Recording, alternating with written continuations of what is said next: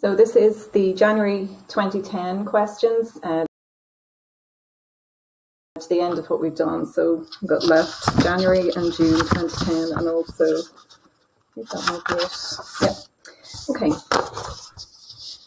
So first one, this is working out water of crystallization. So you've got, remember that you need to split this into how much of the anhydrous barium chloride you have, which is the mass of what's left whenever you've heated it to constant mass, and the mass and how much water you have. Okay, so the mass of each of these, you have 416 here, so that's what's left, and then the difference is the mass of water lost.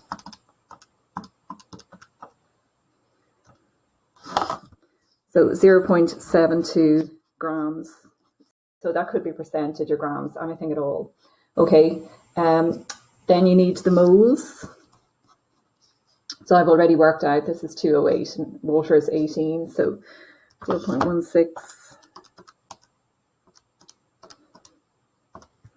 So that's 0.02.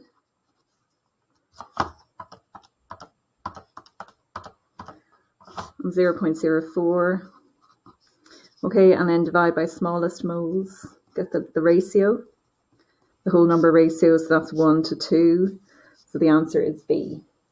Okay, this one here, right, so this is using Avogadro's number.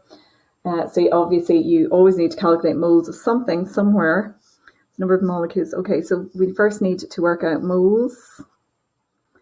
First thing is moles of propane. And then we need to work out moles of carbon dioxide. And then we need to work out particles or molecules of carbon dioxide. Okay, so moles of propane is 4.4. So they've given us nice easy numbers. So 0.1. Moles of CO2, so they're in a 1 to 3 ratio. So that would be equal to 3 times that, 0.3, and then multiply by Avogadro's number. And as I say, that's on your data leaflet, hopefully. You're given that. 0.3 multiplied by 6.02 10 to the 23. So that's equal to 1.806 by 10 to the 23. And then it's rounded, they've rounded it off. So the answer is B. Reduced. Okay, again, I put in the RFMs here, the relative formula masses, just save a bit of time when making the video. Maximum mass. Okay, so again, you've been given 2 masses, so you need to work out the limiting reactants. So you've got Fe2O3, 3C. So moles of each of them is, and again, I'm not going to convert to grams because the answer is in kilograms, so I don't need to for this. You might for longer questions, but for short questions, when you're just looking for the answer, there's no need. You're not showing working out. Okay, so 3.2 divided by 160. That's 0.02. And moles of carbon is 0.72 divided by 12. 0.06, and then we divide, remember to check which is the limiting reactant, you divide by the mole ratio, or the number in front. So that is 0.01, and that will be 0.02. So this is the limiting reactant, okay. Is the LR, so that's controlling the number of moles, and now it's just a regular mole calculation. So we want iron, so we have 2 Fe2O3 gives you 4 Fe.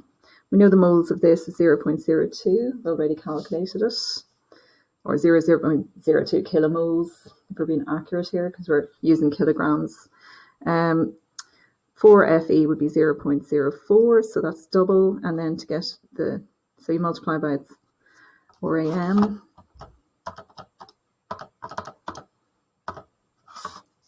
So that's 2.24 kilograms.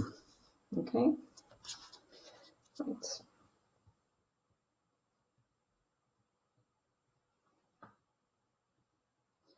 Okay, so the June 2010, right, I've put in a few of the RFMs and RAMs as, just to save that time.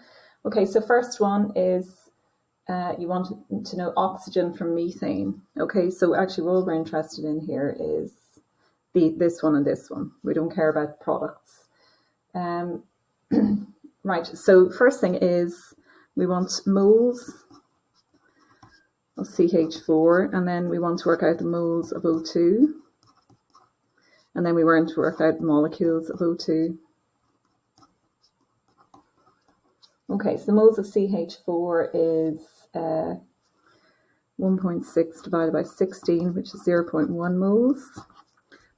There's a 1 to 2 ratio, so we multiply that by 2, 0.1 by 2, so that's equal to 0.2 moles. So we need 0.2 moles of oxygen for every 0.1 mole of methane, and then to work out the molecules, we multiply 0.2 by Avogadro's number.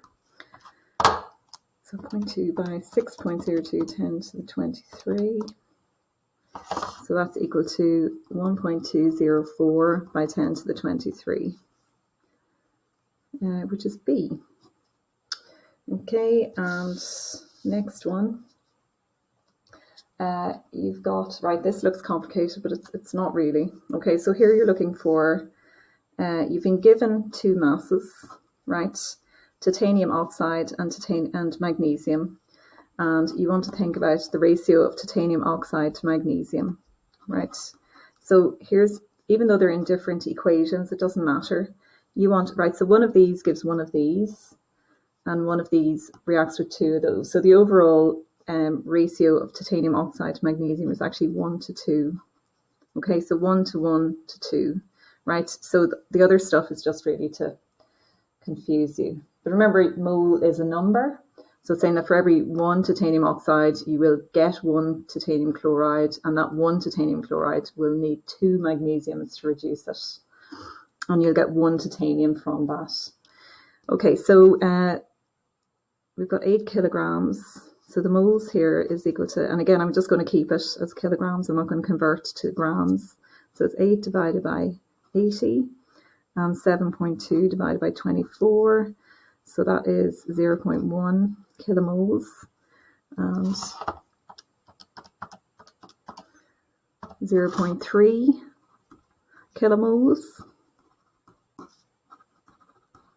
And then to find the limiting reactant, to divide by the mole ratio. So that's still 0.1. This one is 0.15. This is the smaller number, so this is the limiting reactant. Okay, and now we can use that to work out the mass of titanium. Okay, so 1 titanium oxide, if we look here, gives you 1 titanium. So 0.1 kilomoles of this will give you 0.1 kilomoles of that.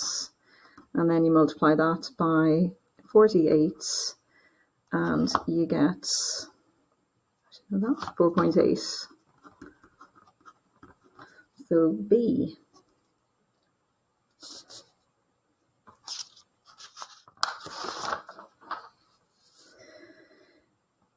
Okay, so I'm going to pause at this point. Okay, so in the next page, page 6, question 15, just be cautious about the difference in definition between the what's in the mark scheme here and what CCEA now have. Okay, so this, they really clarified the terms. They sort of tightened it up a few years ago. So we've got, right, anhydrous means a salt which contains no water of crystallization. So you really need to write that. Okay, so I'm going to go back and do the rest of the question now. I'll write that in after. Okay, so we're looking at calculate the number of moles of anhydrous sodium carbonate obtained. So you've got 3.9, so the mass is equal to 3.97. And that's divided by 106. Just sodium carbonate comes up so often that I know it's 106. Right, it's RFM. Okay, so 3.97.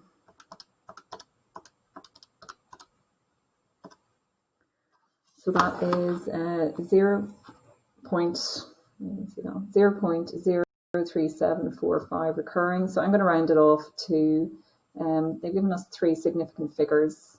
So I'll round it off to 3 significant figures, which is 0.375 moles. Okay, I'm going to need that again. Calculate the number of moles of anhydrous sodium carbonate. Oh, sorry, I've duplicated that. So that's 0.0375. Calculate the mass of water present in the sample. That is 10.04 minus 3.97.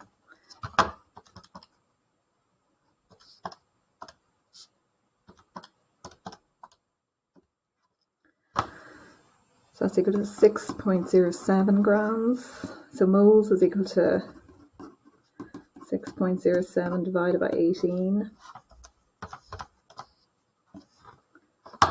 And again, I'll keep it to 3 significant figures, 0.337 moles. And the value of X is equal to the moles of water divided by the moles of sodium carbonate. And that's because the moles of sodium carbonate is always going to be the smaller number of moles. So you're really looking for the whole number ratio. So that is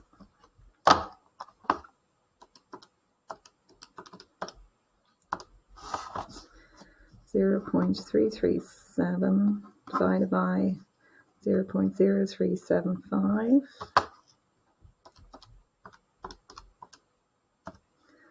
Comes out at 8.99. So that's, and then you just round it off as long as it was, yeah. Okay.